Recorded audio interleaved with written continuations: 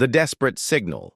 The crystalline spires of Lumina City glittered under the light of 3 moons, their surfaces refracting ambient light in patterns that told stories to those who knew how to read them. For thousands of years, the Luminari had built their civilization on harmony, communication, and the peaceful exchange of knowledge. Their bodies, evolved in the gentle gravity and filtered sunlight of Lumina Prime, were tall and willowy with translucent skin that pulsed with bioluminescence, a physical manifestation of their emotional states. Ambassador Sarai stood at the observation deck of the Grand Archive, her skin flickering between deep purple anxiety and the blue-green of desperate hope. Below, the evacuation ships were loading as orderly as possible, though even the disciplined Luminari were showing signs of panic. The Vid Collective had destroyed 2 outer colonies in the past rotation, and now their mass of pitch-black ships hung in orbit like a disease waiting to spread. The Council rejected our petition for emergency aid, Elder Thez said softly as he joined her. His skin had dimmed with age, but the red flashes of anger were visible beneath the surface. They claim intervention would violate their neutrality protocols. Sarai's inner light pulsed with frustration. While they debate, our people die. The Vid consume everything: life, knowledge, culture, leaving nothing but empty husks. The fee, evacuation plan. We'll save perhaps 1/10 of our population, Sarai interrupted. The Vid blockade is too thorough. We need fighters, protectors. We need a miracle. Elder Thez moved closer, his voice dropping to a whisper, though they were alone. There is one possibility the Council hasn't considered. Sarai turned, her curiosity causing ripples of yellow light under her skin. The prohibited systems, Thez continued. Specifically, Sol 3. Sarai's luminescence flickered in shock. Earth? The Death World. Their quarantine was established for good reason, Elder. Perhaps. Thez activated a small holographic projector. But consider what our probes discovered before the Council ordered isolation. The image showed bipedal creatures, humans, engaging in various activities across their world. Some built structures that reached toward their sky, others tended to strange animals and plants. Some images showed conflict, weapons, and destruction. They are violent, Sarai acknowledged. They evolved on a world with crushing gravity, extreme temperature variations, and atmospheric toxins that would kill a Luminari in minutes, Thez countered. Their bodies endure radiation, heal from wounds that would be fatal to us, and their immune systems wage constant war against microorganisms. Sarai studied the images with new interest, and they developed advanced technology despite these hardships. More importantly, Thez highlighted another series of images. They protect their weak. They form bonds with other species on their planet. They risk their lives for their young. They have art, music, and philosophy despite their harsh existence. You believe they would help us? Outsiders they've never encountered? Thez's skin pulsed with conviction. I believe that creatures who evolved fighting for survival understand the value of alliance better than the Council species who have known only peace and prosperity. Sarai contemplated for long moments, watching the Vid ships through the transparent ceiling. The decision would violate Council directives, possibly resulting in exile for whoever sent the signal.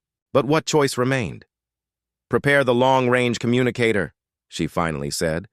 If we're going to ask Deathworlders for help, we should do it before there's nothing left to save. Captain Maya Reynolds stood on the bridge of the UES Intrepid, watching Earth grow smaller in the view screen. At 42, she had spent over 20 years in the United Earth Defense Fleet, rising through the ranks during humanity's expansion through their solar system. The small scar along her jawline was a reminder of the Europa uprising, when separatists had briefly seized the Jovian Moon's ice mining facilities. Final system check complete, Captain, reported Commander Alvarez, her executive officer. All Systems nominal. We're cleared for the Jupiter slingshot maneuver. Maya nodded, still watching Earth. Humanity had achieved faster-than-light travel just 15 years ago, but their ventures beyond the solar system had been cautious. Exploratory missions, unmanned probes, and the establishment of a small research outpost around Proxima Centauri. They had found no signs of intelligent life despite decades of searching, until 6 days ago. "Captain," called Lieutenant Park from the communication station, "Admiral Joe is hailing from UEDF Command." "On screen," Maya ordered, straightening her uniform jacket. Admiral Joe's face appeared, stern as always. "Captain Reynolds, final authorization for Operation First Contact has been approved. Your mission parameters remain unchanged. Investigate the source of the transmission, establish communication if possible, and render humanitarian aid as appropriate." "And if we encounter hostilities, sir?"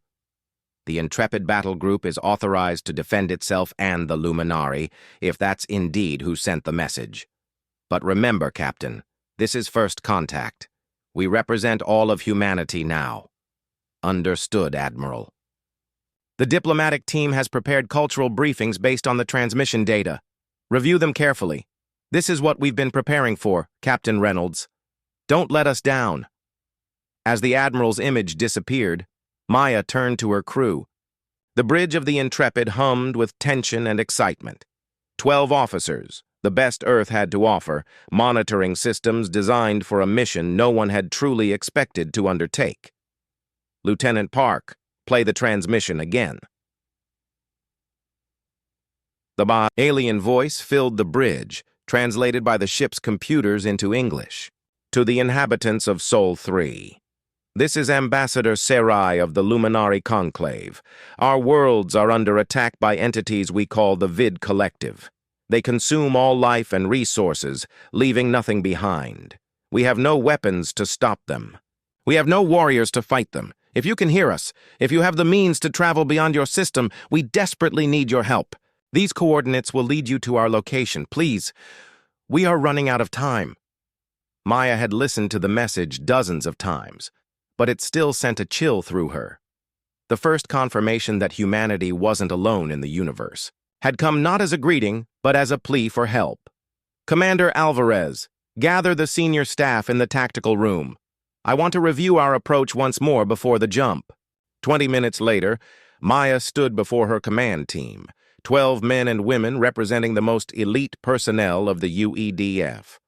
The holographic display showed the Intrepid Battle Group, the carrier itself, 4 destroyer-class vessels, and 2 scout ships.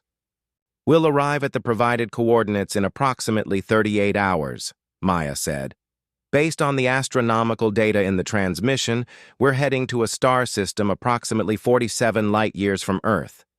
The Luminari civilization appears to be more advanced than ours in some ways, particularly in communication technology, but they describe themselves as peaceful with limited defensive capabilities." Dr. Eliza Chen, the mission's xenobiologist, spoke up. "The transmission contained significant biological data. The Luminari evolved in an environment with approximately 0.8 Earth gravity and higher oxygen content. They're photosynthetic to some degree, absorbing energy through their translucent skin. They communicate partially through bioluminescence." "What about these Vid Collective attackers?" asked Major Jackson, head of the Intrepid's Marine contingent.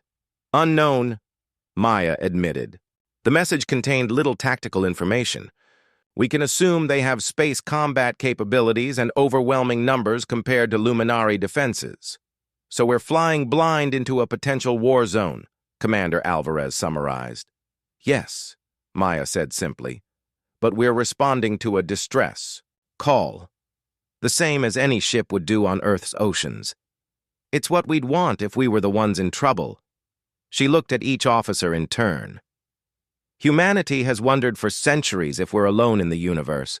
Today we know we're not, and our first act will be to help, not conquer or retreat. We go prepared for peace or war, whichever we find." Lieutenant Park's voice came over the intercom. "Captain, we're approaching the Jupiter gravity well. Jump drive is charged and ready. Thank you, Lieutenant. Maya straightened. To your stations. We make the jump in 30 minutes. As her officers filed out, Dr. Chen lingered behind. Captain, there's something else in the transmission data you should see. She activated the holographic display, showing visual records the Luminari had included. Images of their world, their people, and the attacking vid ships.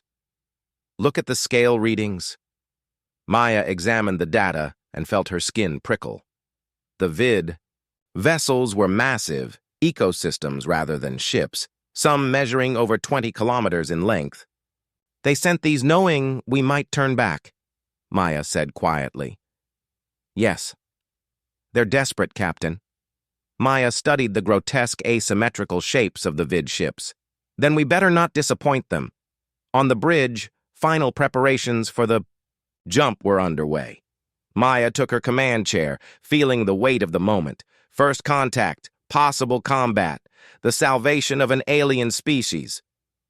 All stations report ready, Captain, Commander Alvarez announced. Maya nodded.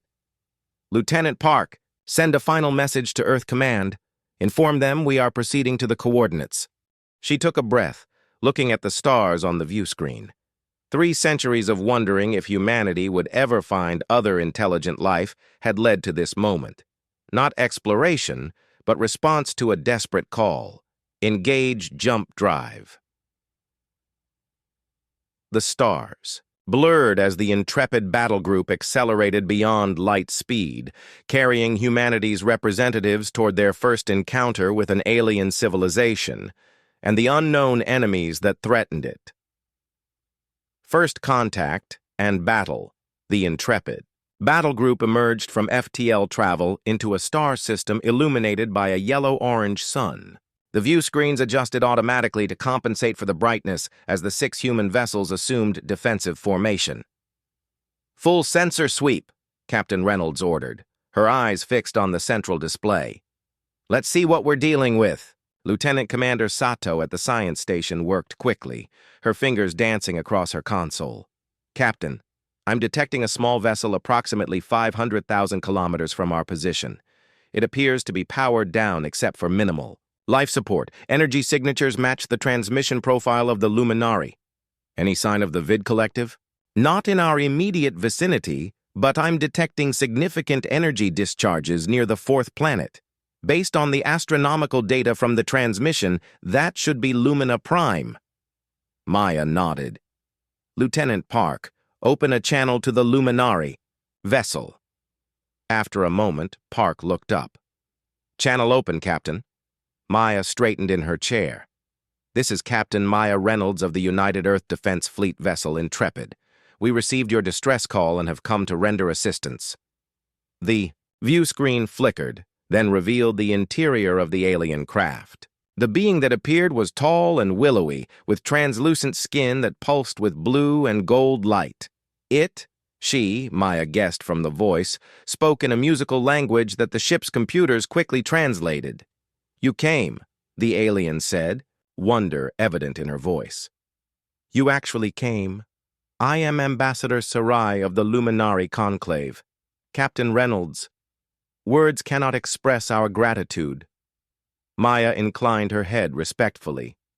Ambassador, your ship appears to be in distress. We're prepared to bring you aboard the Intrepid if that's acceptable. Yes, Captain. Our power systems are nearly depleted. We have been hiding in this system's debris field, waiting. We'll send a shuttle.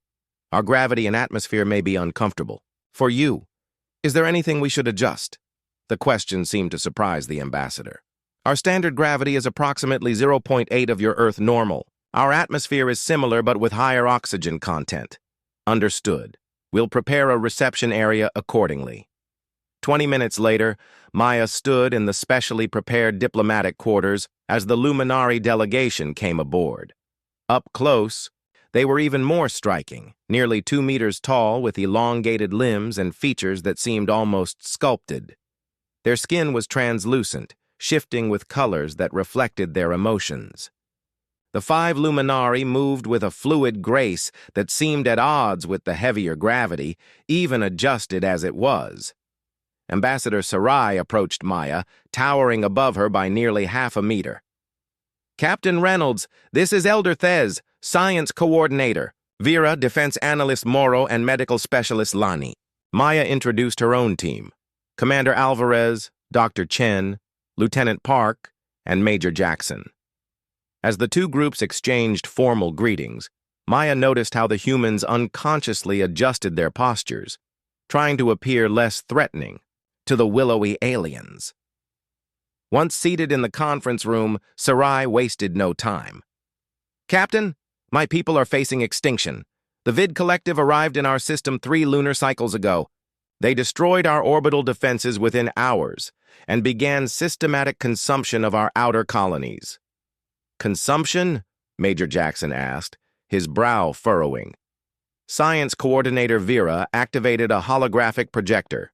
The image showed a massive, asymmetrical ship approaching a small orbital station. Tendrils extended from the ship, attaching to the station, which seemed to collapse in on itself as they watched. "The Vid are not individual beings as we understand them," Vera explained, her skin pulsing with disgusted purple. "They are a collective, consciousness-controlling biomechanical vessels. They consume organic and inorganic matter alike, breaking it down to its base components to fuel their expansion." "How many of your people remain on Lumina Prime?" Maya asked. "Approximately 300 million, Sarai replied. "We've evacuated perhaps 40 million on ships that managed to slip through the blockade." Dr. Chen leaned forward. "Ambassador, the Vid, are they sentient? Have you attempted communication?" "Yes," Elder Thez answered, his skin darkening. "They responded once. They said only, 'All will be consumed. Resistance is inefficient.'" Maya exchanged glances with her officers. "We need to assess the situation firsthand. Ambassador, I suggest we approach Lumina Prime cautiously. Would you join us on the bridge?" An hour later, the intrepid battle group approached the 4th planet of the system, maintaining stealth protocols. The view screen showed a world of breathtaking beauty, turquoise oceans, lavender land masses, and spiraling white clouds. But an ugly shadow hung over the northern hemisphere, a cluster of massive, irregular shapes surrounding the planet like parasites. 17 Vid vessels detected, Lieutenant Commander Sato reported. 5 appear to be their largest class, approximately 20 kilometers in length. The others range from 3 to 10 kilometers. "Life signs on the planet?" Maya asked. "Concentrated. In the southern hemisphere, the northern continents show—" Sato paused, her voice tightening. "No life signs, and the atmospheric composition is changing. They're literally consuming the planet, Captain." Ambassador Sarai's skin had paled to an ashen gray. "Our capital city was in the northern region. The Grand Archive? 10,000 years of knowledge." Maya studied the tactical display. The Vid ships were enormous compared to the human vessels. The Intrepid, at 1.2 kilometers, was the largest ship humanity had ever built, and it would be dwarfed by even the smallest of the alien vessels. "They've detected us," Sato announced suddenly. 3 vessels are breaking formation and moving in our direction." "Red alert. All ships assume combat formation Delta," Maya ordered. She turned to Sarai. "Ambassador, I recommend you and your people return to the diplomatic quarters. This may get rough." As the Luminari were escorted out, Maya addressed the bridge. "Open a channel to the approaching vessels." The view screen changed to show what appeared to be the interior of the Vad ship. The image was disorienting, a mass of writhing tendrils surrounding clusters of pulsating organic machinery. When it spoke, the translator rendered its words in a flat, multi-toned voice. "Unknown vessels, you interrupt consumption. This world is claimed. Depart or be processed." Maya stood straight. "This is Captain Maya Reynolds of the United Earth Defense Fleet. The world you are attacking belongs to the Luminari Conclave, a peaceful species who have asked for our protection. We order you to withdraw from this system immediately."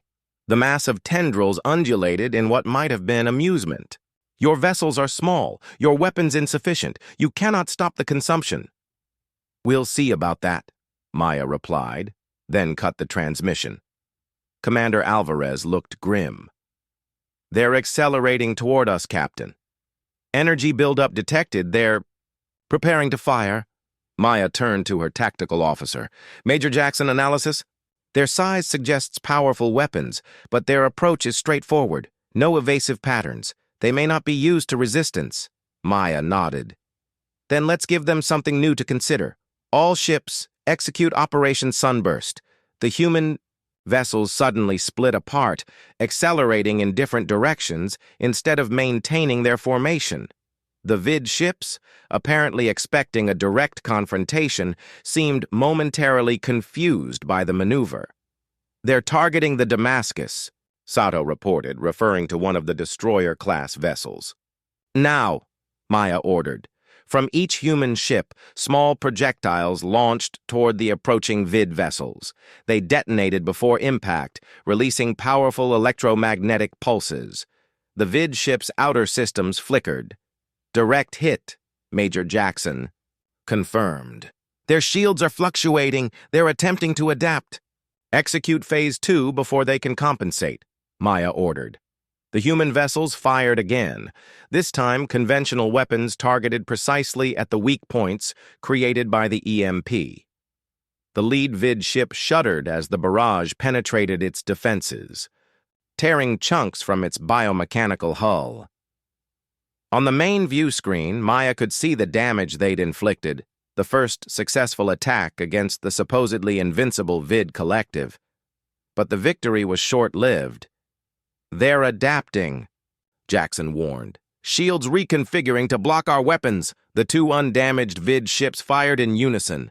Beams of sickly green energy lanced out toward the human vessels. The Damascus took a direct hit, its shields flaring blue under the impact. Damascus reports shields at 38%, Commander Alvarez announced. Hull breaches on decks 3 and 4. The battle intensified as the human ships continued their hit-and-run tactics, striking quickly, then retreating before the larger vid vessels could bring their full weapons to bear. For nearly an hour, they managed to hold their own, but the vid were learning, adapting their defenses with each exchange. Captain, the main vid fleet is moving, Sato reported urgently. They're leaving Lumina Prime and heading this way. Maya's jaw tightened. 6 human ships against 17 massive vid vessels. The math was not in their favor. Bring Ambassador Sarai to the bridge, she ordered. When the Luminari arrived minutes later, Maya gestured to the tactical display. Ambassador, we've damaged several of their ships, but we can't defeat this many in direct combat. We need to change our approach. Sarai's skin pulsed with anxiety. What do you suggest, Captain? Your people, do they have any remaining ships on the surface? Any way to evacuate more civilians? Yes, perhaps a few thousand ships in the southern hemisphere, but they can't break through the blockade. Maya studied the display. We don't need to defeat the vid. We just need to create an opening long enough for your people to escape. She turned to Major Jackson. Deploy the Nova warheads. Jackson's eyes widened. Captain, those are meant as a last resort. The radiation will dissipate in space, Maya finished. We'll detonate them at a safe distance from the planet. She looked back at Sarai. Ambassador, have your people prepare every available ship for immediate evacuation. When we engage the main vid fleet, they'll have a window to escape. They should head for these coordinates. She indicated a point in space. Earth has authorized the establishment of a refugee settlement in the Proxima Centauri system. Understanding dawned in Sarai's luminescent eyes.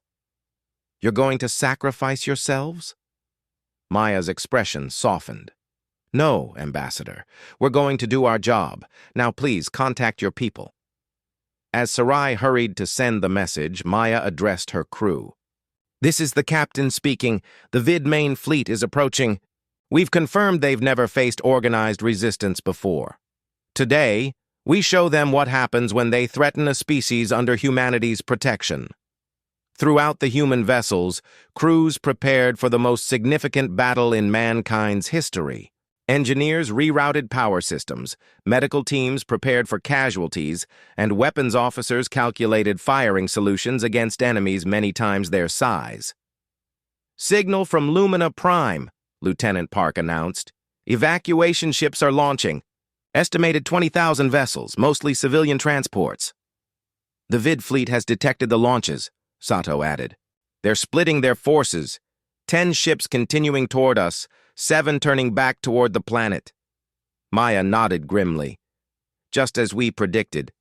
All ships, execute Operation Leonidas." The human vessels formed a new pattern, placing themselves directly between the approaching Vid ships and the fleeing Luminari transports. They launched their remaining EMP warheads, temporarily disrupting the Vid shields, then followed with everything in their arsenal.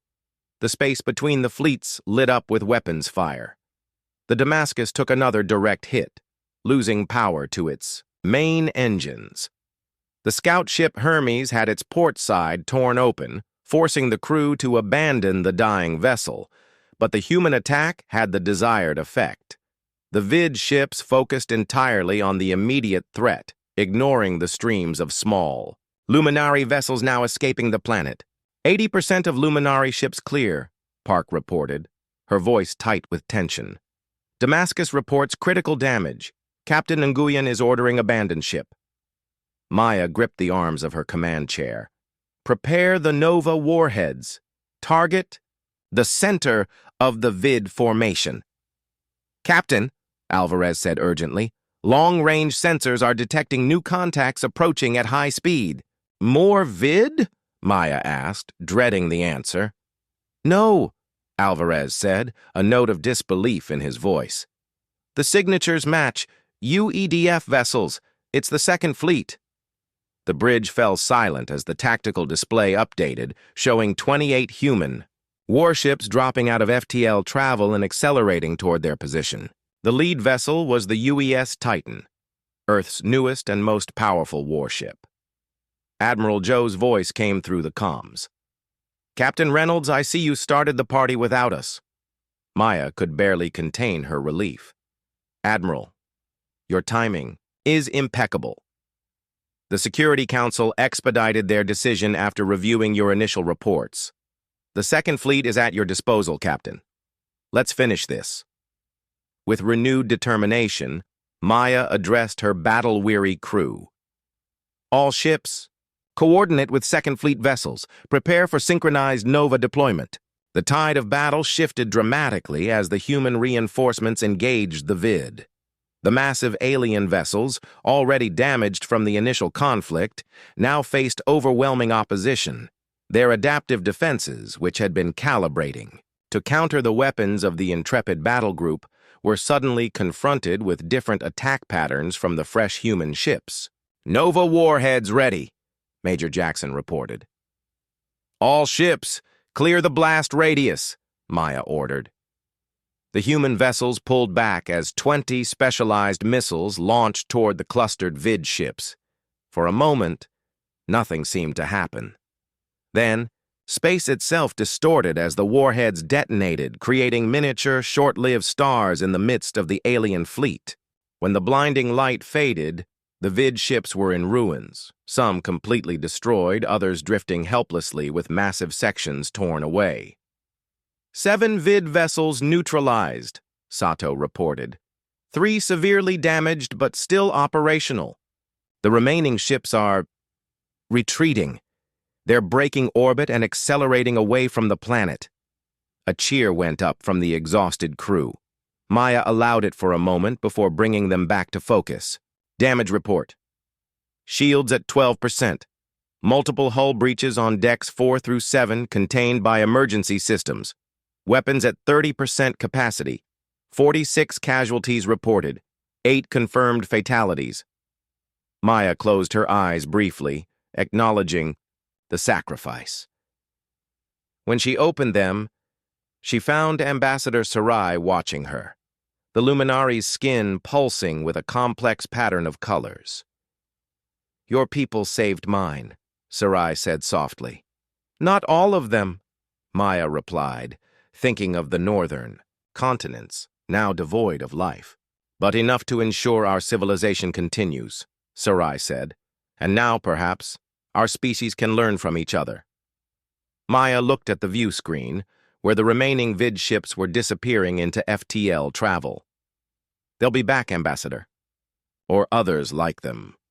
And we will be ready, Sarai replied, her skin now glowing with a determined blue. The Luminari have lived in peace for 10,000 years. Perhaps it's time we learned how to fight. As the human fleet secured the Lumina system and medical teams tended to the wounded, Maya Reynolds stood at the viewport, watching the distant pinpoints of light that were the Luminari evacuation ships, thousands of vessels carrying the survivors of a nearly extinguished civilization. Humanity's first contact had come in the form of a desperate plea for help. They had answered that call with everything they had, proving that the same capacity for violence that had marked their history could also be turned to protection, to sacrifice for others who could not defend themselves. The galaxy, Maya reflected, had just learned an important lesson about humans. They would travel across the stars to help strangers, and they would fight with everything they had for those who could not fight for themselves. The Deathworlders had arrived on the galactic stage, not as conquerors, but as defenders, and the cosmos would never be the same. Alliance and New Beginnings. 3 weeks after the Battle of Lumina Prime, the UES Intrepid orbited the fourth planet of the Proxima Centauri system, humanity's first extrasolar colony and now home to nearly 40,000 Luminari refugees. The planet, officially designated Proxima Centauri b, but commonly called New Horizon by its human inhabitants, boasted environmental conditions remarkably suitable for both species. Captain Maya Reynolds stood in the observation lounge, watching the shuttle transports moving between the surface and the assembled fleet. The Intrepid still bore the scars of battle, sections of hull plating replaced with temporary coverings, visible repair work ongoing along its port side, and engineering. Teams working around the clock to restore full functionality. "Penny for your thoughts, Captain?" Admiral Joe asked as he joined her at the viewport. Maya smiled slightly. "Just wondering what happens next, sir." "That," Joe said, "is what today's summit will decide." The door to the observation lounge opened, admitting a procession of both human and Luminari officials. Ambassador Sarai led the alien delegation, her skin pulsing with formal patterns of blue and gold. Behind her came Elder Thez, science coordinator Vera, and several other Luminari Maya had come to know during the tense journey to Proxima Centauri. The human delegation included Admiral Joe, the newly appointed Human Luminari Relations Director, Dr. Eliza Chen, and representatives from the United Earth government. As they took their seats around the large conference table, Maya noted how naturally both species had adapted to each other's presence in just these few weeks. "Admiral Joe, Ambassador Sarai," began Director Chen. "Thank you for convening this summit. Today we hope to formalize the alliance between our species and establish protocols for joint defense against the Vid Collective." Sarai's skin rippled with agreement. "The Luminari Conclave is eternally grateful for humanity's intervention. Without your courage and sacrifice, our civilization would have been lost." "Let us be clear," Admiral Joe said. "The Vid retreat doesn't mean they're defeated. Intelligence analysis suggests they withdrew to regroup and adapt to our weapons technology."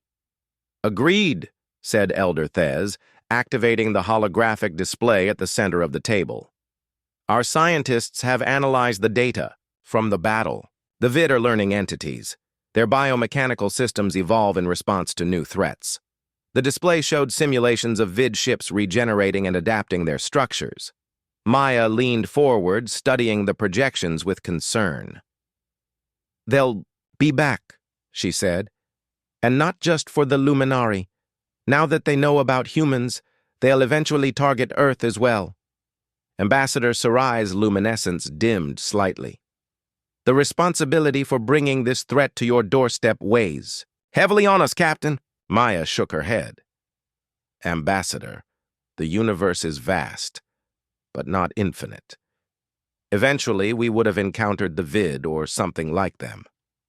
Better that we face them together than alone. Admiral Joe nodded. The United Earth government shares that philosophy. To that end, we propose the establishment of a joint defense initiative. The holographic display changed to show plans for a defensive network, a combination of early warning systems, automated defense platforms, and patrol routes covering both Earth and Luminary space. Phase 1 involves securing the Lumina system. Joe continued. We've already begun constructing a permanent UEDF base in orbit around Lumina Prime to coordinate recovery efforts and maintain defensive capabilities. Science Coordinator Vera spoke up, her skin flashing with excitement. Our engineers have been studying your weapon systems. We believe we can enhance their effectiveness by integrating Luminary biotechnology. And we've learned much from your faster-than-light communication methods, Dr. Chen added. Together, we can create an integrated defense network that combines the best of both our technologies. As the discussion continued, Maya found herself watching the interactions between the two species with fascination. The Luminary evolved for cooperation and harmony, approached problems holistically, seeing patterns and connections that humans often missed. The humans, shaped by Earth's challenging environment, excelled at tactical thinking and rapid adaptation. There is another matter we must address, Elder Thez said eventually. The Galactic Council. A tense silence fell over the room. The Council, the governing body that had maintained the quarantine around Earth and then refused to help the Luminary in their hour of need, had finally responded to the crisis. Ambassador Sarai's skin darkened with displeasure. The Council has requested a formal hearing. They claim our action in breaching the quarantine around Earth was reckless and unauthorized. Reckless? Major Jackson, who had joined the meeting as the Intrepid's security representative, couldn't contain his outrage. It saved your entire species. The Council operates on caution and consensus, Sarai explained. To them, introducing a species with humanity's capacity for warfare into galactic politics represents an unknown variable. Admiral Joe's expression hardened. What exactly is their objection? That we helped you, or that we now know about them? Both, Elder Thez said bluntly. The quarantine around Earth was established precisely because your species developed along different lines than most Council civilizations.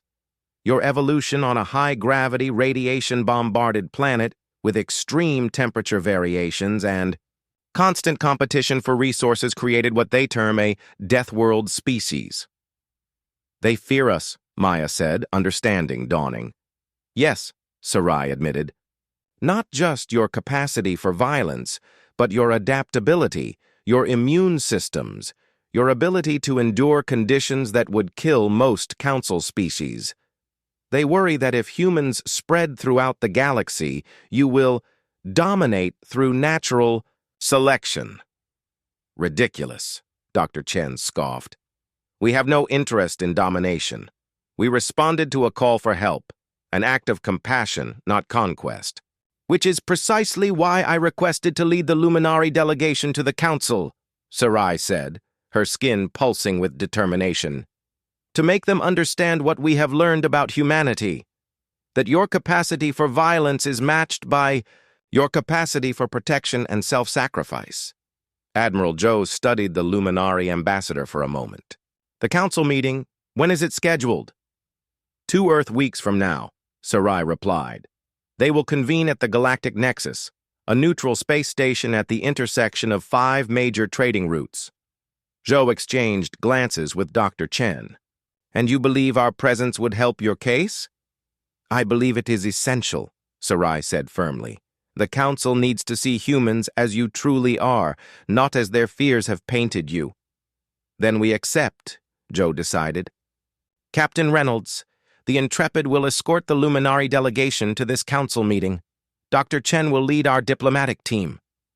Maya nodded, though a sense of unease settled in her stomach. From battle with the Vid to interstellar politics, humanity was being thrust onto the galactic stage faster than anyone had anticipated. The Galactic Nexus lived up to its name, a massive, wheel-shaped space station surrounded by ships of countless designs. As the Intrepid approached, Maya stood on the bridge, taking in the spectacle of so many alien vessels in one place. 17 distinct species detected, Lieutenant Commander Sato reported, her voice filled with wonder. "Some of them—" "Captain, the biological readings are extraordinary. There's a ship there composed almost entirely of what appears to be sentient plasma." Maya smiled at her science officer's excitement. "Focus on our mission, Commander. What about security protocols? We're being directed to a docking bay designed for ships of our size. They've requested that we power down all weapons systems before approach." "Standard procedure only," Maya ordered. "Maintain defensive shields and keep sensors at full capacity." Ambassador Sarai, who had joined them on the bridge, noticed Maya's caution. "The Council is not the Vid, Captain. They won't attack." "Probably not," Maya agreed. "But humanity has learned the hard way to be prepared for unlikely scenarios." The docking process went smoothly, and soon a delegation from both the Intrepid and the Luminari vessel prepared to board the Nexus. Maya had chosen her team carefully, Dr. Chen to lead the diplomatic efforts, Commander Alvarez for his steady presence, Lieutenant Park for her communication skills, and Major Jackson for security. As they stepped through the airlock into the Nexus, Maya was struck by the environment, designed to accommodate multiple species with different atmospheric requirements.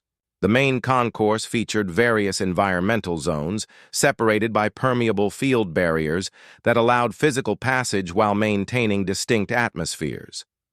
A delegation waited to greet them. 3 aliens of species Maya had never seen before.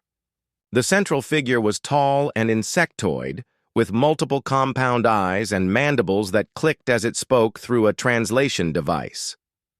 "Ambassador Sarai of the Luminari, welcome to the Galactic Nexus. I am Coordinator Zizit of the Council, Diplomatic Corps."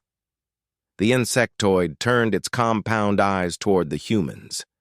"And these must be the Sol 3 representatives." Maya noted the deliberate avoidance of the term human or Earth. Dr. Chen stepped forward smoothly. "Director Eliza Chen, representing the United Earth Government. This is Captain Maya Reynolds of the UES Intrepid, Commander Alvarez, Lieutenant Park, and Major Jackson." The coordinator's mandibles clicked rapidly, what Maya suspected might be a sign of agitation. "The council session will begin in 3 standard hours. Until then, you will be escorted to your designated quarters. Please remain there until summoned." As they followed their guides through the station, Maya observed the reactions of the various aliens they passed. Some showed obvious curiosity, others unmistakable alarm. One small, amphibious-looking being actually retreated into an environmental chamber at their approach. "They act like we're carrying a contagion," Major Jackson muttered. "In a sense, we are," Dr. Chen replied quietly. "Ideas can be more disruptive than viruses." Their quarters were spacious and had been adjusted to approximate Earth-standard gravity and atmosphere. Once alone, Maya turned to Sarai. "Ambassador, I need to understand what we're walking into. How many species are represented on this council, and what are their positions likely to be?" Sarai's skin rippled with complex patterns as she gathered her thoughts. "The council comprises representatives from 23 spacefaring civilizations, most evolved in environments significantly more benign than Earth. Lower gravity, stable. Climates, fewer pathogens, less competition. And their position on humans?" "Divided," Elder Thez interjected. "Based on our communications, at least 7 species advocate for maintaining the quarantine around your system. 5 support cautious engagement." The rest are undecided or waiting for more information. Dr. Chen frowned. And the Luminari position? We stand with humanity, Sarai said without hesitation, her skin glowing with conviction. Without you, our civilization would be dust. We will make that clear to the Council. 3 hours later, they were escorted to the Council chamber, a vast, amphitheater-like space with concentric rings of seating surrounding a central platform. Each section was environmentally tailored for its occupants, some filled with different atmospheric compositions, others with liquid instead of air. As the human Luminari delegation was led to the central platform, Maya felt the weight of dozens of alien gazes. The silence that fell over the chamber spoke volumes. A being Maya couldn't begin to describe, apparently composed of interlocking crystalline structures that shifted and reformed continuously, addressed them in a resonant tone that seemed to bypass the need for translation. This emergency session of the Galactic Council is now convened. Ambassador Sarai of the Luminari Conclave has requested audience regarding 2 matters: the incursion of entities designated the Vid Collective into Council-adjacent space, and the breach of Quarantine Protocol 7 Alpha regarding Sol system. The bike's crystalline being shifted its components, somehow conveying disapproval without having recognizable facial features. These matters are linked by the Luminari decision to contact the quarantine species for military assistance, an action taken without Council approval. Ambassador Sarai stepped forward, her skin glowing with formal patterns. Esteemed Council, the Luminari Conclave faced extinction. Our petition for emergency aid was denied by this body. The Vid Collective had destroyed 3 of our worlds and was consuming our home planet. In desperation, we reached beyond Council space to a species we believed could help. A species quarantined for good reason, interrupted a bulbous gas bag-like being floating in an atmosphere of green mist. The sole 3 inhabitants have a documented history of intraspecies warfare. Their quarantine was established by unanimous Council vote. A vote taken over a century ago based on limited observation, Sarai countered, without any direct contact with humans to assess their true nature. Their nature is evident in their historical record, said another council member, a being with multiple eye stalks. They developed nuclear weapons before achieving unified planetary governance. They caused mass extinctions on their own world. Their entertainment glorifies conflict. Maya felt her patience thinning, but Dr. Chen placed a restraining hand on her arm before stepping forward. Respected council members, Chen began, her voice calm but carrying. I am Director Eliza Chen of Earth. We understand your concerns about humanity's history. We do not deny that our path to the stars was marked by conflict and mistakes. But consider this. When a species we had never met sent a desperate plea across the void, we responded not with conquest or demands, but with aid. She gestured to the Luminari. We sent ships, risked lives, and fought to protect a civilization we had only just discovered. Not for territorial gain or resources, but because it was right. Murmurs spread through the council chamber as the representatives conferred, among themselves. The crystalline being at the center reformed itself into a more complex configuration before speaking again. The facts of your intervention are not in dispute, Director Chen. The Vid Collective represents a grave threat, one that has now been brought to council attention through your actions. But the question remains, does the benefit of your military capability outweigh the risk of introducing a Deathworld species into galactic society? Elder Thez moved forward to stand beside Dr. Chen. I have studied human history extensively since our first contact. Yes, they evolved on a world that forced them to become strong, adaptable, and sometimes violent. But that same environment taught them resilience, innovation, and protection of the vulnerable. His skin pulsed with emphasis. The Council has maintained peace for millennia through diplomacy and compromise. But the vid cannot be reasoned with. They consume without negotiation. Perhaps what our galaxy needs now is precisely what humans bring, the strength to defend those who cannot defend themselves.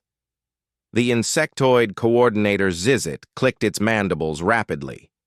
You suggest we embrace a warrior species simply because we now face a threat? Would you invite the Nova Wolf into your dwelling to protect against scavengers? Captain Reynolds could remain silent no longer. She stepped forward, her voice steady.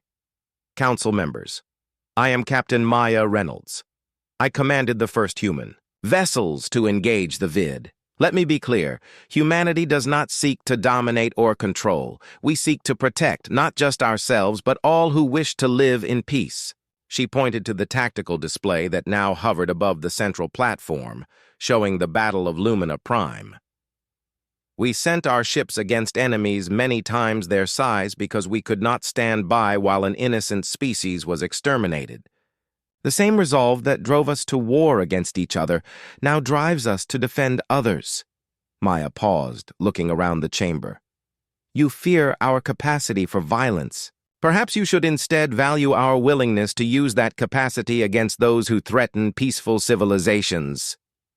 The council chamber erupted in a cacophony of voices, translated simultaneously into a bewildering mixture of arguments, questions, and exclamations. The crystalline being at the center reformed several times, eventually extending structures that somehow created immediate silence. We will deliberate on this matter, it announced. The delegations will withdraw until summoned. Hours passed, as they waited in their quarters. Ambassador Sarai spent the time explaining council procedures to the humans, while Dr. Chen prepared additional arguments.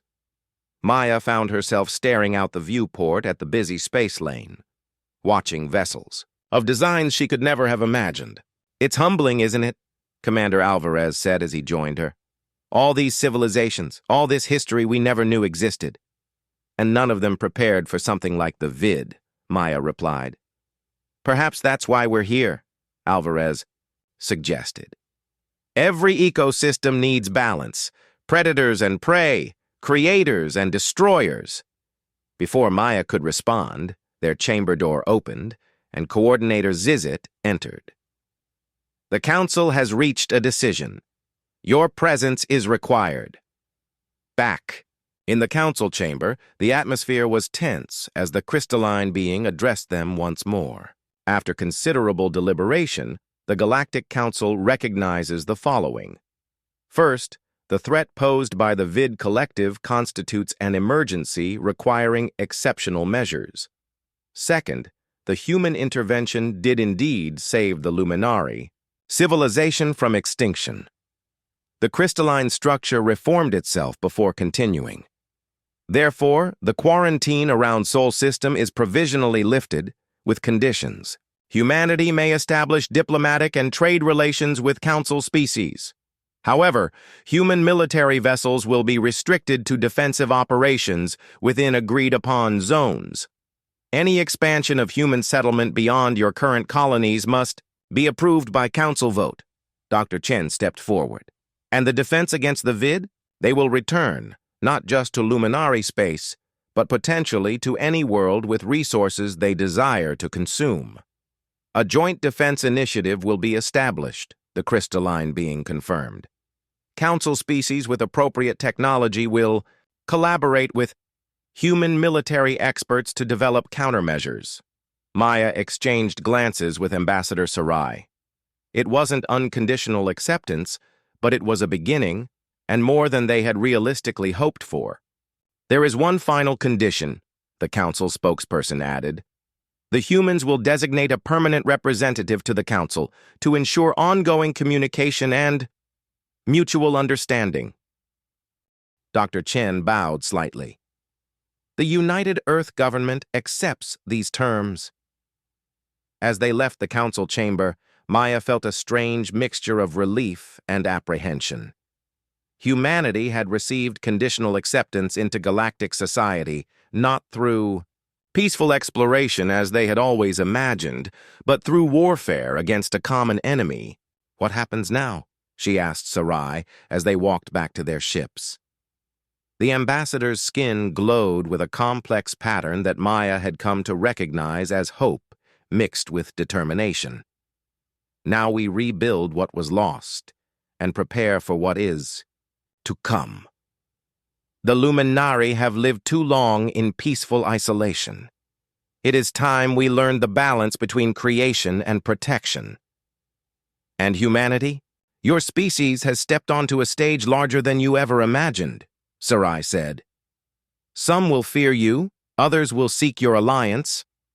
But I believe that in time the galaxy will understand what we have learned, that the same strength that makes humans dangerous also makes you invaluable protectors. 6 months later, Captain Maya Reynolds stood on the observation deck of the newly constructed Lumina Defense Station, watching as human and Luminari ships conducted joint training exercises. The massive orbital platform represented the first fruits of the alliance, combining human military technology with Luminari biotechnology in ways neither species could have achieved alone. Below, Lumina Prime was beginning to heal. The devastation wrought by the vid had left the northern continents barren, but already, thanks to experimental terraforming techniques developed by Earth scientists, new life was beginning to take hold. Impressive, isn't it? Admiral Joe said, as he joined her at the viewport. The Luminari learn quickly for a species with no military tradition. They have good teachers, Maya replied, nodding toward the training vessels where human crews worked alongside Luminari counterparts. The council representatives arrive tomorrow, Joe reminded her. They want to inspect our progress on the defense network. Still don't trust us? Trust takes time, Captain, Joe said philosophically, especially when you're dealing with species who evolved without predators. Maya nodded, understanding the fundamental difference that shaped how humans and most council species viewed the universe. To evolve without constant threat, without the need to compete and adapt to survive, it created civilizations founded on harmony and cooperation, but ill-prepared for entities like the vid. Long-range sensors picked up vid signatures in the Antares sector last week, Zhou continued. They're probing, learning, adapting. When they return in force, they'll be more dangerous than before. So will we, Maya said with quiet confidence. A chime from her communication device interrupted them. The message was brief but significant. The UEDF was commissioning 5 new vessels, and Maya was being offered command of the flagship, the UES Alliance. Her new assignment would be to lead the joint Human-Luminari Rapid Response Fleet. As she read the message, Maya reflected on how much had changed in the months since a desperate call had reached Earth from across the stars. Humanity had found its place in the galaxy not as explorers or conquerors, but as defenders, using the strength forged on their challenging homeworld to protect those who could not protect themselves. The Deathworlders had arrived on the galactic stage, and while some might fear them, others would sleep more soundly, knowing that when silent stars called for help, humanity would answer with fire and fury against any who threatened the peace of the cosmos. On the viewport before her, a Luminari ship executed a perfect tactical maneuver alongside its human counterparts, their coordination growing more seamless with each passing day. 2 species from vastly different evolutionary paths, now united in common purpose. Perhaps, Maya thought, this was humanity's true destiny among the stars. Not to conquer or dominate, but to stand as guardians against the darkness that lurked between worlds.